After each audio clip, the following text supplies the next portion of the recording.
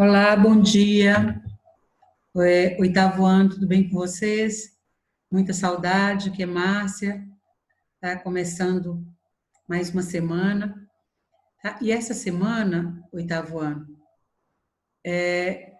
vocês não vão precisar acessar diretamente o guia, o portal Conquista, tá? Não estou conseguindo, não estou conseguindo colocar a imagem, o vídeo, a câmera se recusa. O que nós vamos fazer? Nós vamos adequar o que vem do guia com o material de vocês, tá?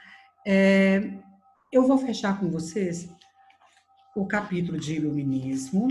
Então, na aula de hoje, nós vamos ver liberalismo econômico e, novamente, falar um pouquinho de despotismo esclarecido. Vou passar para vocês os exercícios do capítulo e a próxima aula eu vou corrigir todos os exercícios desse capítulo aqui, relativo a iluminismo, liberalismo e despotismo esclarecido. Ou seja, todas as atividades relativas ao capítulo 2, tá? A turma de vocês foi uma das poucas turmas que não passou, pelo menos no caso de história, para o livro 2. Então, nós estamos no livro 1. Então, isso facilita um pouco, tá? Então, eu vou explicar para vocês sobre liberalismo econômico. Essa parte não é complicada. Vocês já fizeram várias atividades sobre iluminismo, tá? Então, eu gostaria que vocês pegassem o livro 1, História, página 28. Nós vamos estar, página 28 não, página 26. Vamos estar falaremos nesse momento de liberalismo econômico. Vamos lá? O que é o liberalismo econômico? Aqui, quando a gente está falando do liberalismo econômico, nós vamos falar principalmente de duas correntes de pensamento, que é a fisiocracia, que é a chamada escola fisiocrata, e a escola clássica. A escola fisiocrata, a palavra fisiocracia, né, ou fisiocrata, aí no livro de vocês tem até um lembretezinho, vem do latim. Físio significa natureza, kratos significa poder, tá? Então, fisiocracia ou fisiocrata significa poder da natureza, poder vindo da natureza, tá?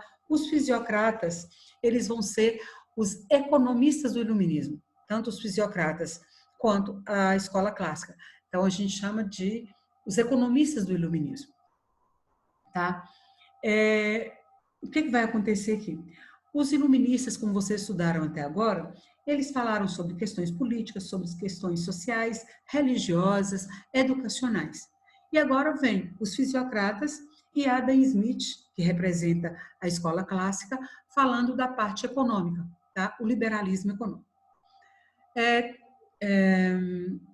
A escola fisiocrata, tá? Ela vai se desenvolver principalmente na França, e a escola clássica, tá? Representada por Adam Smith, vai ser na Inglaterra.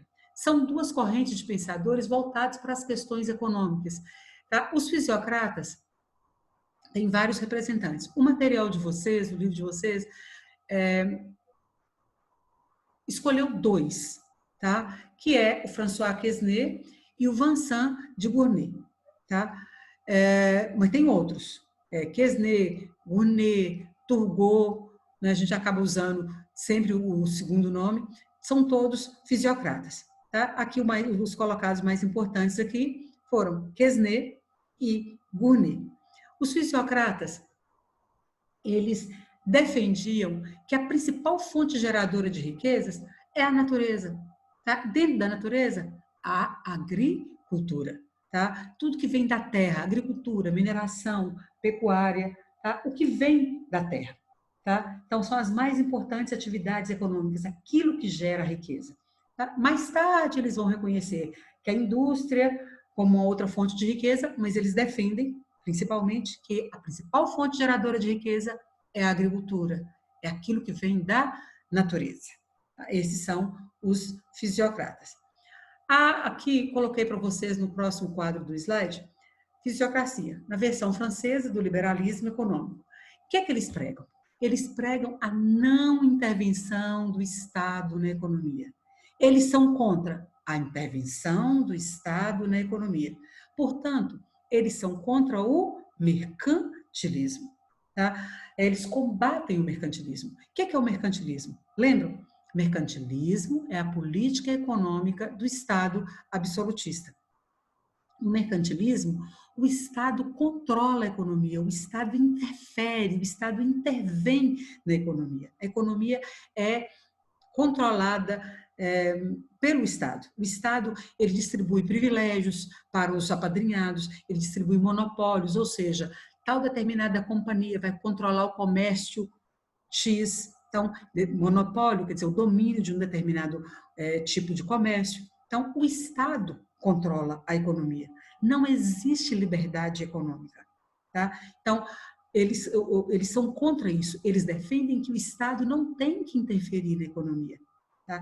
Eles acham que a economia tem que ser guiada pelo jogo livre da oferta e da procura. Tá? Ou seja, quando a oferta é muita, quando tem muito produto, o preço cai. Quando a oferta é pouca, ou seja, tem pouco produto, o preço sobe. Então, eles não querem o Estado regulamentando regras na economia. Tá? Então, esse é um ponto que tem que ficar muito claro para vocês. Tá? Tanto a linha clássica, tá, quanto os fisiocratas são radicalmente contra a intervenção do Estado na economia. Tá? Aqui o material que selecionou mais alguns, que é Quesnay, Gournay, Mirabeau, Dupont e Turgot. Qual que é o lema dos fisiocratas? Esse lema dos fisiocratas, ele foi atribuído a Gournay, tá? Lema dos fisiocratas, lema do liberalismo econômico. Laissez-faire, laissez-passer, le monde va de lui-même, tá? Que significa deixar fazer, deixar passar, que o mundo anda por si mesmo, tá? Que as coisas caminham. Tá? Então, traduzindo isso, significa liberdade, deixar fazer, deixar passar. Tá? Esse lema é muito, muito explorado nas provas, tá? Seja de ensino médio, de Enem, de vestibulares. Tá? Então, sempre colocando lá. Tá? Eles seguem os princípios do laissez-faire, laissez-passer. Tá? Raramente vem a frase completa, tá? Mas princípios do laissez-faire, laissez-passer sempre vem. Tá? Então, qual que é o lema dos fisiocratas? Laissez-faire, laissez-passer, le monde va de lui-même. Tá? Então, ou simplesmente princípios do laissez-faire.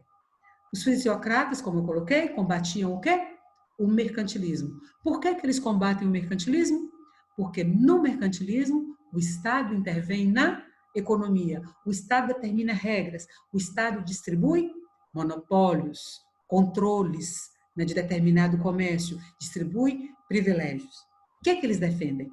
Eles defendem a não eles defendem a não intervenção do Estado na economia. Tá? Isso ficou claro para vocês? Acredito que sim. Então, repetindo, os fisiocratas combatem o quê? Os princípios do mercantilismo. Por quê? Porque no mercantilismo o Estado intervém na economia. Tá? E eles são contra a intervenção do Estado na economia. Então, eles defendem a não intervenção do Estado na economia. Qual que é o lema do liberalismo econômico? O lema dos fisiocratas? Laissez-faire, laissez-passer. Tá? Princípio do liberalismo econômico. De acordo com a visão de Quesnay, a agricultura é a atividade mais importante de uma sociedade.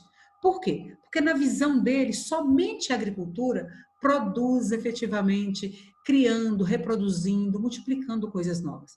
O Quesnay, ele afirma que a indústria não produz nada. Ele afirma que a indústria apenas modifica produtos já existentes. E o comércio, tá, por sua vez, somente promove a troca desses produtos. Então, para ele, a fonte de riqueza é aquilo que produz algo novo, algo diferente, que multiplica as coisas. Tá? Por isso, ele acha que a indústria, tá? Ela apenas modifica produtos. O Quesnay é um dos fisiocratas. Ficou claro? A escola clássica, ela é representada principalmente por Adam Smith, tá? Que é o que a gente chama de liberalismo. Ele é considerado o pai do liberalismo econômico, o pai da moderna teoria econômica. Adam Smith, ele é o pensador de destaque dessa escola clássica, ou seja, pai do liberalismo econômico. A principal obra dele, tá? A Riqueza das Nações. E ele vai exercer uma grande influência na consolidação do sistema capitalista mundial, através dessa obra aqui. As ideias de Adam Smith, através da obra Riqueza das Nações, exercem uma influência fundamental na consolidação do sistema capitalista. Assim como os fisiocratas, o Adam Smith, tá, combate o mercantilismo. Por quê? Mesma razão, porque no mercantilismo o Estado intervém na economia e ele é contra a intervenção do Estado na economia. Tá? Então, mesma coisa que os fisiocratas. Ao contrário dos fisiocratas, tá? Diferentemente dos fisiocratas, Adam Smith defende que a principal fonte geradora de riquezas é o trabalho. Ele argumenta que tudo que gera trabalho gera riqueza. Tá? Então, pensem comigo. Né? O que é que empobrece uma população? Né? De acordo com Adam Smith, é a falta de trabalho. Porque quando se tem trabalho, quando as pessoas trabalham, isso gera renda. Gerou renda, tá? Vira um ciclo vicioso. Tá? A pessoa que trabalha, ela recebe pelo seu trabalho, tá? Ela recebe pelo seu trabalho, consequentemente, ela consome. Ao consumir, ela gera mais trabalho em outro setor, nos setores que ela consumiu, que vai gerando mais renda e que vai gerando mais riqueza. Tá? Então, é essa a ideia de Adam Smith. A principal fonte geradora de riquezas, o trabalho. Conseguir compreender? Tá? Entenderam direitinho? Trabalho. Tá? Quem trabalha recebe. Ao receber, consome. Ao consumir, gera mais trabalho, que por sua vez gera mais renda. E isso promove o crescimento da economia. Tá? Isso segundo Adam Smith. Tá? Fisiocratas e Adam Smith, eles possuem pontos comuns e pontos divergentes. Tá? Pontos comuns, eu coloquei esses dois aqui. Ambos são contra o mercantilismo. Ambos defendem a não intervenção do Estado na economia. Tá? Ambos. Tá? Contra o mercantilismo, ambos defendem a não intervenção do Estado na economia. Ambos, tá? Defendem isso aqui. Porém, os fisiocratas acham que a agricultura é a principal fonte geradora de riquezas. E Adam Smith acredita que é o trabalho. Então, onde que eles divergem? Tá? Eles divergem aqui. Fisiocratas, fonte geradora de riquezas, agricultura. Adam Smith, o trabalho. Então, se eu peço para vocês fazerem um paralelo entre Adam Smith e fisiocratas. Tá? Então, vocês vão colocar basicamente isso. Tanto Adam Smith quanto fisiocratas são contra o mercantilismo, são contra a intervenção do Estado na economia. Ambos defendem a não intervenção do Estado na economia. Entretanto, os fisiocratas acham que a principal fonte geradora de riquezas é a agricultura, as atividades ligadas à natureza. Ao passo que Adam Smith não desmerece a agricultura, mas acha que a principal fonte geradora de riquezas é o trabalho. A burguesia foi a classe social que apoiou o liberalismo econômico. Tá? De todas as classes sociais, a burguesia sai à frente. Ela apoia o liberalismo econômico incondicionalmente. Tá? Por quê? Porque a política do liberalismo econômico era muito interessante para ela. Tá? Porque antes do liberalismo econômico, o que existia? O mercantilismo. tá? No mercantilismo, o que ele é? É a política econômica do Estado absolutista. No mercantilismo, os reis que representam os estados interferiam na economia, tá? Dando privilégios para uns, monopólios para outros. Tá? E a maior parte da burguesia não era beneficiada. Então, a burguesia se sentia prejudicada. Vamos lembrar aí que a burguesia, de uma forma bem simples, é a classe ligada ao comércio. Tá? Então, qual foi a classe que apoiou as ideias do liberalismo econômico? A burguesia. Tá? Por quê? Porque o liberalismo econômico era contra o mercantilismo. Tá? E por que eles são contra o mercantilismo? Porque o mercantilismo, os reis interferem na economia. A prática liberalista, né, o liberalismo econômico, para a burguesia é melhor porque o Estado não intervém tanto na economia. Tá? A economia é mais livre. Então, os burgueses tinham mais liberdade para produzir, para comercializar ou comerciar, tanto faz a palavra, e, consequentemente, lucrar, que é o principal objetivo deles. Tá? Então, eles acham que, ao acabar com o mercantilismo, com a intervenção violenta que o Estado exercia sobre a economia, intervenção total que o Estado exercia sobre a economia, eles vão lucrar mais. Tá? A economia será dirigida pelo jogo livre da oferta e da procura, tá? E não mais pela vontade do rei, distribuindo privilégios para as pessoas chegadas a ele. Ficou claro para vocês? Espero que sim.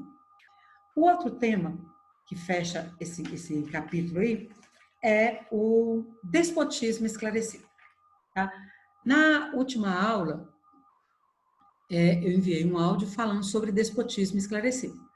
Déspota significa aquela pessoa que impõe a sua vontade de forma autoritária. Tá?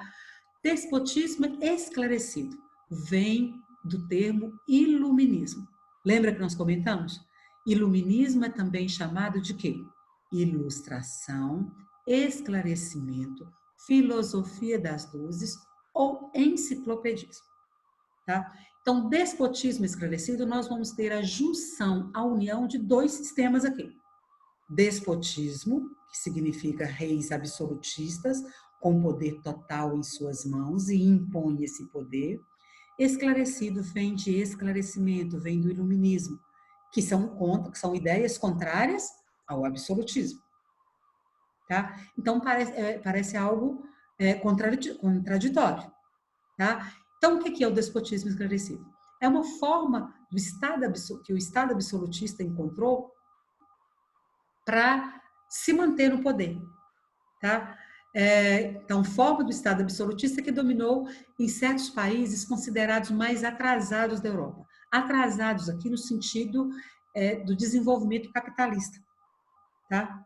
Isso no século XVIII. Caracterizou-se por utilizar vários ensinamentos propostos pelos iluministas, porém, sem abrir mão do absolutismo.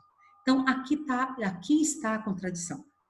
Eu não sei se vocês se lembram, mas uma das primeiras coisas que eu coloquei para vocês em sala ainda, tá? Não estávamos afastados ainda.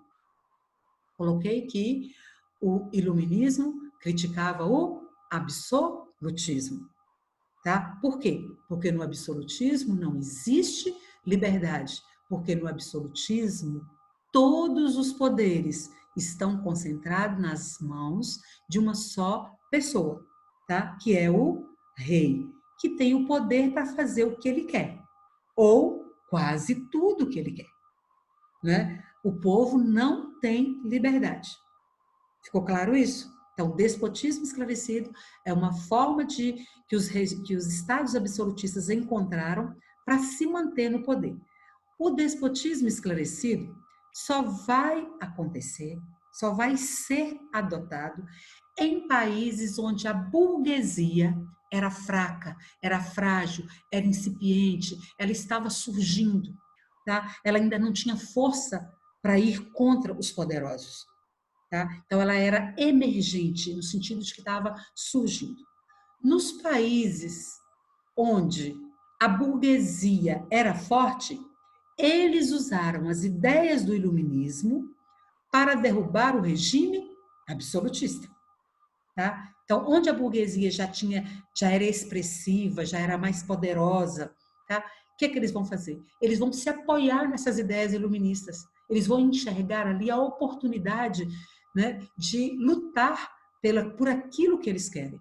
Então, eles vão se apoiar no iluminismo, nas ideias iluministas e lutar contra o regime absolutista. É o caso da França.